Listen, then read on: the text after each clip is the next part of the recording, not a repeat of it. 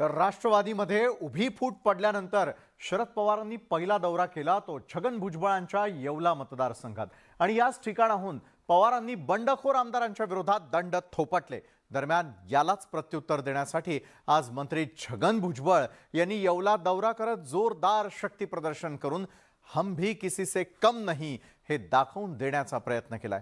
पाहूयात।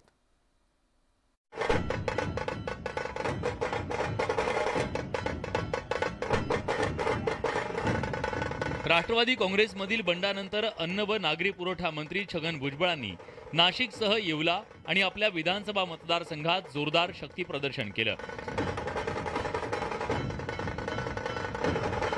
नाशिक ते येवला या 90 किलोमीटरच्या प्रवासात 50हून अधिक ठिकाणी भुजबळांचं जंगी स्वागत करण्यात आलं।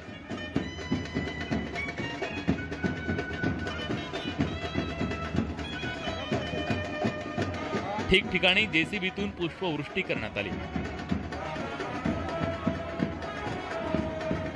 मला असं वाटतं माझ्या आयुष्यातली सगळ्यात मोठी मिरवणूक आहे आणि याचा श्रेय जे आहे इथे जे 8 दिवसापूर्वी साहेबांची जी मीटिंग झाली पवार साहेबांची, त्यामुळे या कार्यकर्त्यांमध्ये अधिक उत्साह आलेला दिसतोय।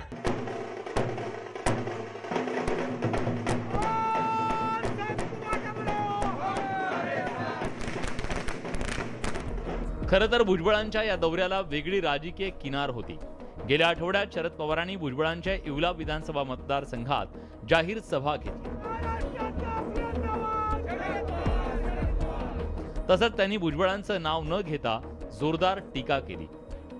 माझा अंदाज कधी फारसा चुकत नाही, पण इथं माझा अंदाज चुकला। माझा अंदाज चुकला। माझ्या विचारावर तुम्ही निकाल घेतले आणि त्यामुळे तुम्हाला यातना झाल्या। राष्ट्रवादी काँग्रेसमधल्या फुटीनंतर भुजबळांनी अजित पवारांसोबत जाणं पसंत केलं। भुजबळांचं हे बंड शरद पवारांना चांगलं जिवारी लागलं। त्यामुळेच पक्षातल्या फुटीनंतर शरद पवारांनी पहिली सभा भुजबळांच्या मतदारसंघात घेत भविष्यातल्या राजकीय संघर्षाचं रणशिंग फुंकलं। शुक्रवारी छगन भुजबळांनी जोरदार शक्ती प्रदर्शन करत त्याला प्रत्युत्तर दिलं। पण केवळ भुजबळांनीच राजकीय शक्ती प्रदर्शन केलंय असं नाही, तर शिंदे सरकारमध्ये नव्यानं दाखल झालेले हसन मुश्रीफ, धनंजय मुंडे, दिलीप वळसे पाटील आणि अनिल पाटील या मंत्र्यांनीही आपापल्या मतदारसंघात अशाच प्रकारे शक्ती प्रदर्शन केलं।